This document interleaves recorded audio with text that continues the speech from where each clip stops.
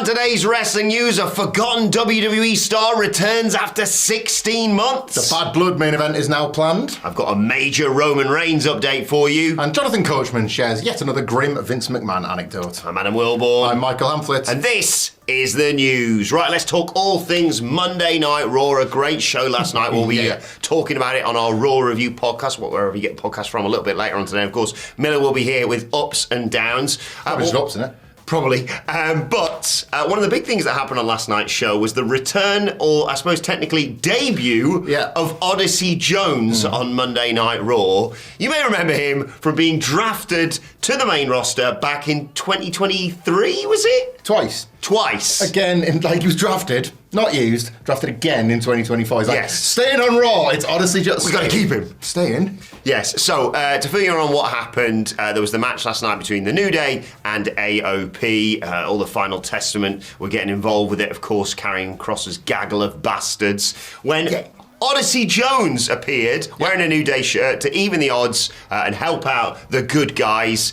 And, he helped Xavier Woods get the win with a distraction on the outside. He rolled up one of AOP. And then afterwards, Odyssey Jones was like, now I'm going to kick everyone's ass. It was great. He beat up AOP, hit him with a double sidewalk slam. There was a great shot of a bloke on the front row going, whoa, like that. He also hit Karrion Kross with a sidewalk slam. And, half the New Day were really happy he was there to help him out. Xavier Woods, not so much. We'll talk about it on the podcast, as I said. But it's been a bit of a weird run for Odyssey Jones. He was signed in 2019. He made sporadic appearances. He was he was more of a regular, I should say, on NXT. But the last time we saw him wrestle on NXT was the 4th of April.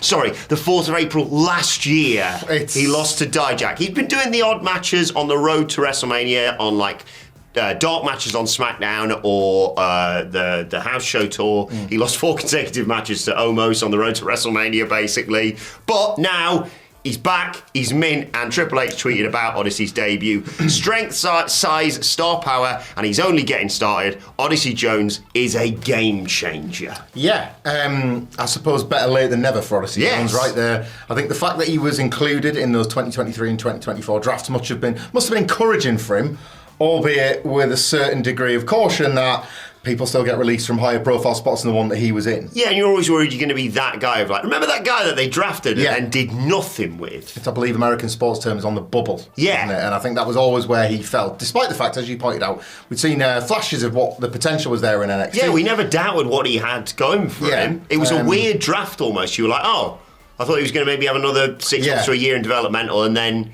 but they must have big plans for him. No. Just, one of the very weird, premature WWE things that now at least appears to have blossomed the New Day story. He's walked into here a storyline that feels ready-made for that third person that creates the descent, right? Xavier Woods, again, as you pointed out in the aftermath, looked, pleased to be helped, but not that pleased that he maybe wasn't informed about it. Check it out, it's Odyssey Jones.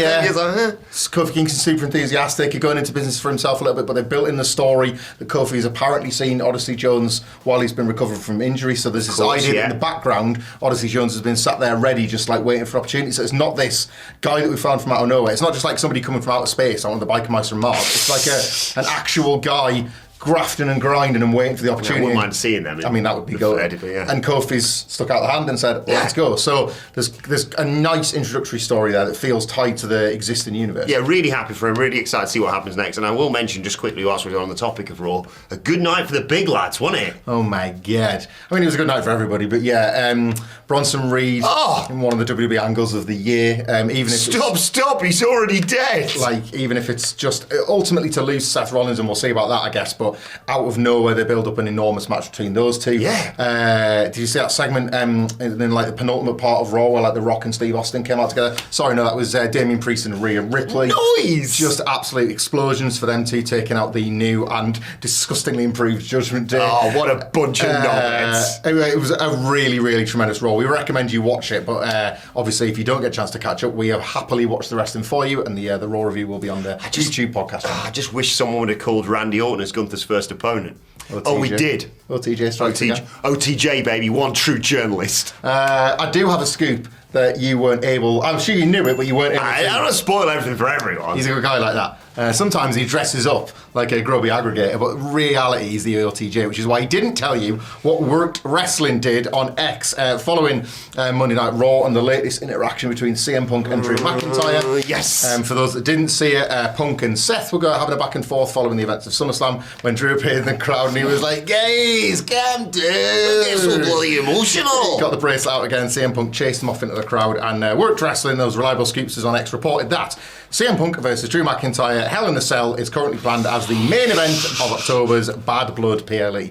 This all feels like it tracks with everything we've talked about as relates to this PLE, doesn't it? The Bad Blood name in October coming, I think it lands on the exact day anniversary of the first Bad Blood with Shawn Michaels and The Undertaker. There have been 1997 overtures with the Drew and Punk feud, kind of from the off leading into SummerSlam. Shades of 97! Well, there's going to be more because Shawn Michaels and The Undertaker went into Hell in a Cell in 97, and now it appears that Drew and Punk will do too. I love this. I'm really happy that they're continuing on with this, and what a hell of a presumed blow off it would be to have a Hell in a Cell match between the two. Always slightly terrified for Punk whenever he's in a match right now, but I mean, he seemed fine after SummerSlam, and it just feels like the natural progression. I'll be honest, the Fed's so hot right now, I wouldn't be surprised if Taylor Swift announces she's going to wrestle at Bad Blood.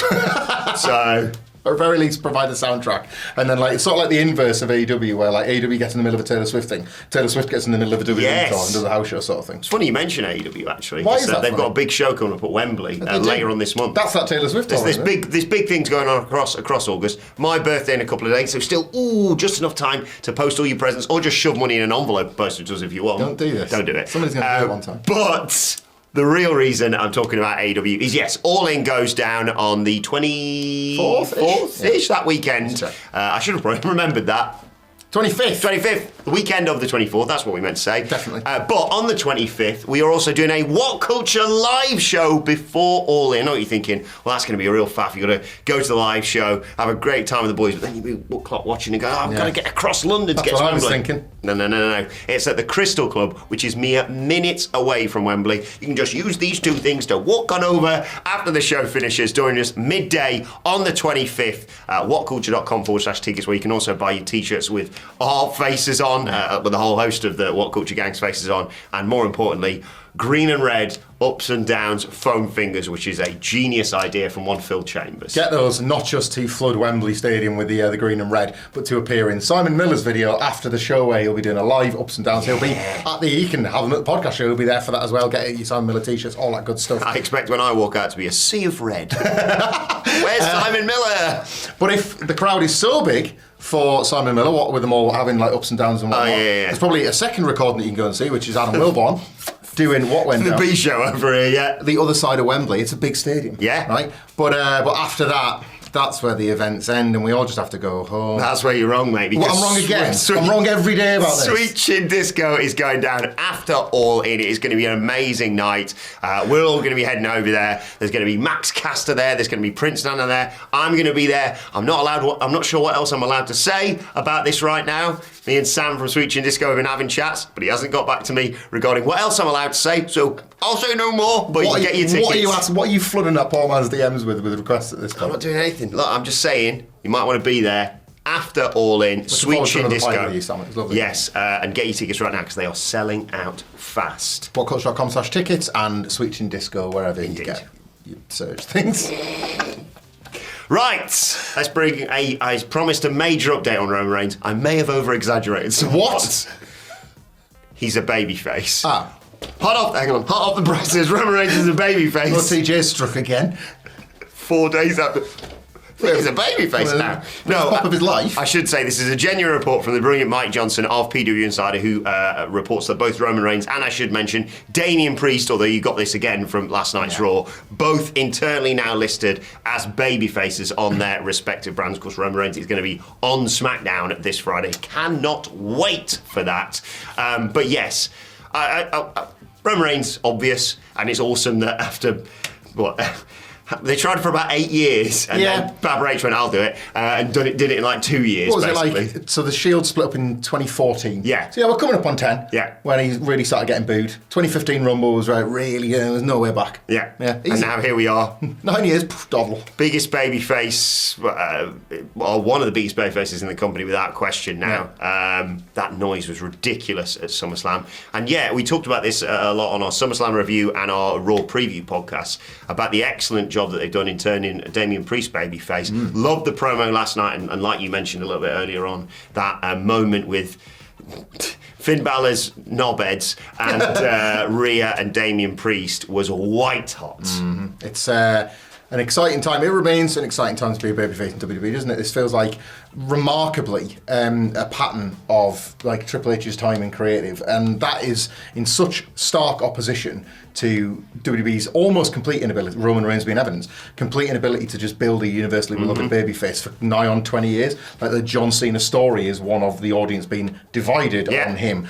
You were never allowed to be a babyface for too long before you would do something so detestable on screen that like half the audience would leave you behind. Seth Rollins was somebody that had to sift and suffer through that kind of thing. Suffering succotash. So it's just amazing. Tater tots. So it's just amazing that we're in such a babyface rich era for WWE, and it obviously, the fact that you've got this new Judgment Day and this new bloodline, and you've got like Raw and SmackDown civil wars, but based on what we saw in 2023, having an army of bastards that requires a section of babyfaces to do the right thing and beat them. Yeah, you need things on both sides, don't you? You can't just have a great set of heels and then just like, oh no, some people to fight them, but you also don't need. You need a believable group of people that everyone hates for the babyface to take on. You've got a multitude of both of those things. It sounds simple, but the formula is sometimes harder than it looks like to pull off. And I guess we'll see Roman Reigns for the first time as an announced over babyface. Like he's got the surprise pop on. It is quite remarkable that like this man who has been such part of the furniture can still be in first and still make history. But he's going to come out of SmackDown. Everybody's going to throw the wands up, but they're going to actually supposed to do that this time. And presumably he goes about attempting to claim back his seat at the head of the table, and maybe he might encounter some problems along the way. Very excited to watch that. I just wish there was almost more wrestling to consume tonight. I just can't get enough of it.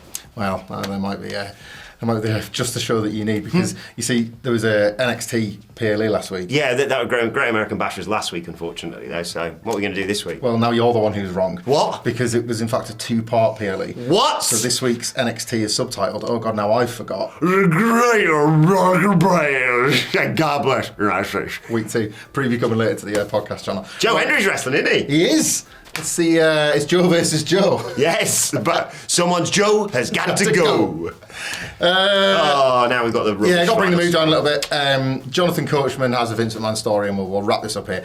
It's just about life being too hard for its own good. Once upon a time, he's sharing a story. At Christmas Eve, I was back home in Kansas. You get a call to come back and shoot something in Connecticut because he wanted to go. He being Vince McMahon wanted to go to Florida to be with his family and didn't care about my family. So that was Christmas Eve. Jonathan Coachman was sent into work.